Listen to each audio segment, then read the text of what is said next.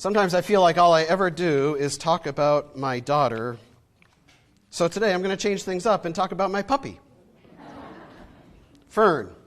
Some of you have met Fern. When she was very little and couldn't go more than a couple of hours in her kennel, I would bring her to church with me. She now has a much more established bladder and is able to stay home. But she's as cute as ever. She's about 7.5 months old, full of energy.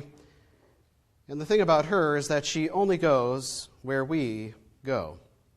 She relies on this idea that where we go, she goes, and if we go there, then it must be okay. And if we aren't going to go somewhere, she won't go. I'm hoping I can break her of this habit because the cold weather is coming, and I want her to go outside and go to the bathroom alone without me having to go out with her. But so far, that's not the case, which means many trips out into the snow this winter. Today, we heard from the Gospel of Matthew what we often call the Great Commission: go and make disciples of all the world. And it can seem like a command, something that we have to do on our own. Jesus says, go and make disciples. But there's this little phrase at the very end. Jesus says, and surely I am with you always, even to the very end of the age.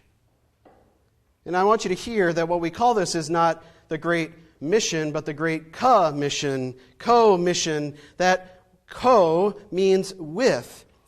And while Jesus is telling us to go and make disciples, he immediately follows that by saying, I go with you. It's not something that we do on our own. We will never do this work very well if we think that we are doing it all alone. And so, I realize, because I was distracted by some technology issues, that I didn't start with the video, which is what I'm supposed to do. But now I was going to reference the video, and so I need you to watch. Each week during this series, we've been showing a video.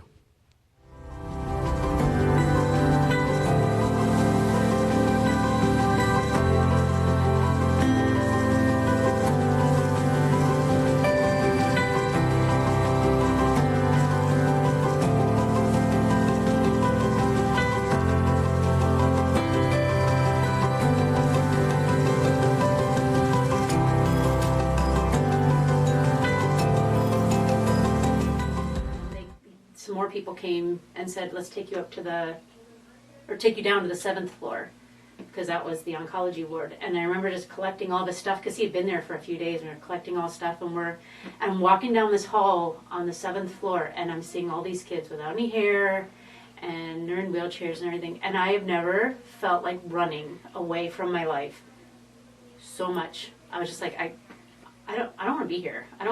I don't want to face this. I want to run away. Like, the instinct to run away was so strong at that point. You did a lot of bargaining initially, didn't you? I did. There was a lot of, why is this happening to Ivan?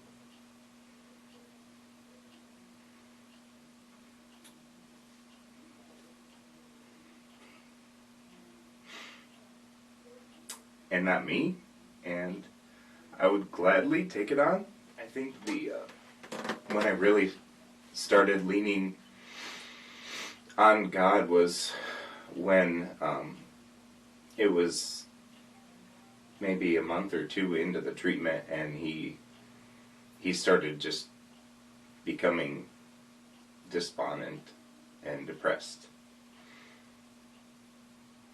Ivan. And seeing an 8-year-old depressed.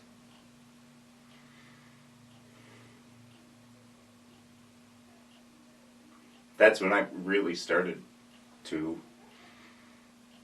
worry and pray that God would show him his presence.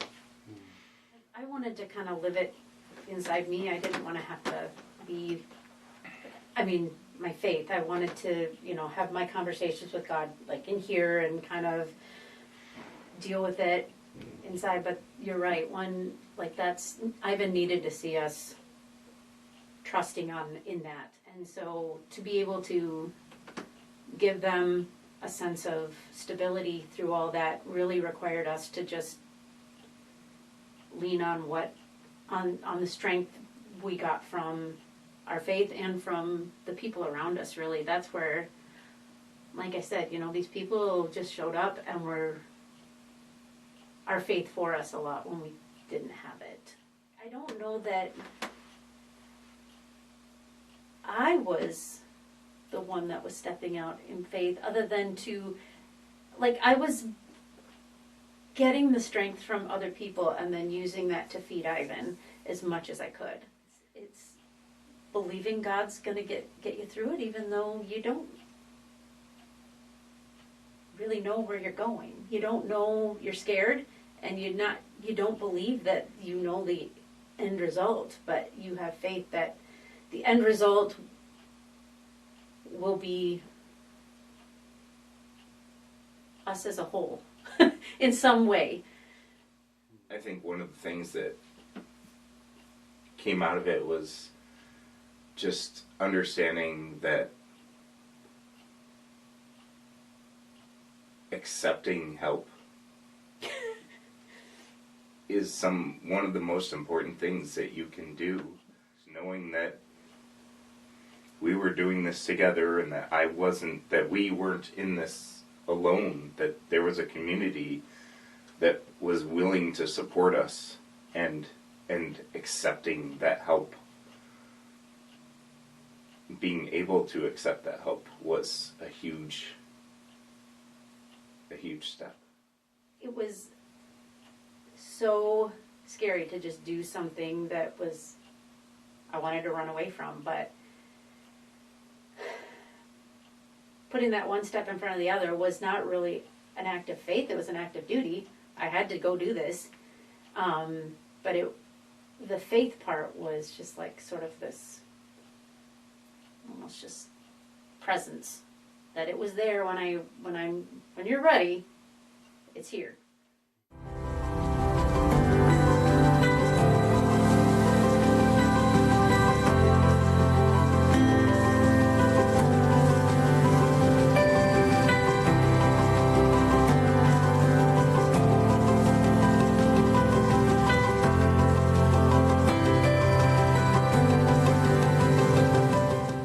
So many of you know the Denshams story. What's interesting is that when I arrived 5 years ago, it seemed like something that had passed. And as we sat down to talk, I found out that it was only in the fall of 2016. I arrived in summer of 2017. It wasn't that long before I arrived, and yet Ivan's treatment went quickly, and they were able to get his cancer under control in a relatively short amount of time, and luckily it became history for them, although you can tell that it still is a very real thing for them as well. Everyone that I interviewed in these 3 different videos that you saw over the course of the last 3 weeks sort of balked when I said, I want to talk to you about stepping out in faith, but the Denshams really did, and you heard them say that. I don't think that we actually did step out in faith.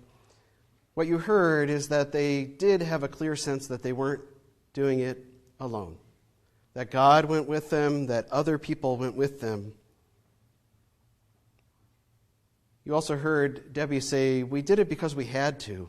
It was not because we wanted to, but because we had to. And yet, what helped them to survive that was knowing and experiencing that they weren't alone. And so we have this command, go and make disciples. And yes, it feels like a command, something we have to go do. And yet we will never get through it if we don't realize that we don't do it alone. And in both of those ways, we're not alone in this going out into the world to make disciples because God goes with us. That's what Jesus says, I'm with you to the very end. But also, one of the ways that we most concretely experience God's presence with us is the fact that others go with us. And so we're called to go into the world and to make our faith known in the world. But it's important to understand that it's a commission, something that we do with God and with others. And because of that fact, there's nothing that we need to fear. The main things that we talk about when people ask us to share our faith with others are that we're afraid of maybe rejection, right? But who cares if Christ goes with you? He'll be there to hold you in the midst of your rejection. We worry about the differences among people. But again, what does it matter if Christ goes with us, who is the great uniter and unifier? We can look for the commonalities even among great differences. We worry about ridicule, that people will make fun of us for our faith, for sharing our faith. But I can guarantee you that Jesus has seen worse. We worry that we'll say the wrong thing. But if we know that God goes with us, then we realize that's not likely, as long as we rely on God to give us the words. We don't do this alone because God goes with us. But we also have others that surround us. That was the beautiful part of the Densham story, is that, you heard Debbie say, other people were our faith for us when we felt like we didn't have faith. I love that. That's the power of this commission, of people going with us. Jesus always sent people out 2 by 2 because He knew that we couldn't do it alone, that we would too easily get scared, or that we would turn back, or that we would not follow through on what we were told to do. And so He sent always at least 2 together. And of course, if you go with God, that means you're really 4, right? Because you're going with the Trinity. Well, it's really 2. Well, no, but it's 4, but it's 2. Okay, that's a sermon on the Trinity, and we'll take that another day. But we have to share our faith with others. And so I hope that this week you might realize that you aren't doing this alone. We're commanded to go make disciples, but Jesus immediately says, "But surely I want you to know, I go with you all the way to the end." It's not if we want to go. It's a command. Jesus starts by saying, "Go." But I think it's a lot like Fern. We can safely step out into the world knowing that God goes with us. Fern doesn't want to go anywhere that we're not going. That's what's safe for her. And I know that I don't want to go anywhere that Jesus isn't going with me first. And that's why this last line is so important to me. I don't go out to make disciples on my own. I go with Him, and I go with you all into the world. And here's the really wonderful part. This part that enables us to go and share our faith is also the message that we have to share with people. Guess what? Jesus goes out into the world with you. That's the gospel. That Jesus is with us. That He came to the earth to live among us and show us how to live. That He died but was resurrected again so that He could continue to be with us, so that He could be with us in eternity and we could be with Him and we could share in that eternal life. We're not alone. And we need to remember that, because so often we look around and we forget.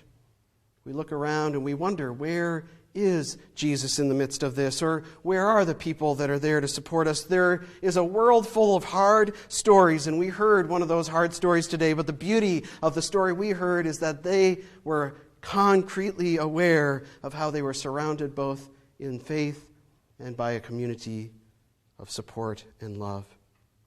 It is hard to share our faith alone, but if we know that we don't do it alone, then it becomes just a little bit easier. That's the story that we share. You are not alone. I'm with you. God is with you. It's what the Denshams learned. It's what Fern counts on. And it's what Jesus promises to us. I will be with you to the very end. There's not a moment that Jesus doesn't go along with us. I am with you to the very end. We figure that there are places we go in the world where somehow Jesus isn't present, but that's just not true. He goes with us to the very end. So we just need to go. I opened up the door today. We've had this door with faith marked over it for the entire series, but I wanted the door to be open today so that as we hear this command to go, We aren't facing a locked door or a closed door, any excuse we might have not to go. It is a command. Go and make disciples. Go and share your faith. Go out into the world. But know this truth. I go with you. We go together. Jesus is with us. We can know that truth and share our faith as we go out into the world. Amen.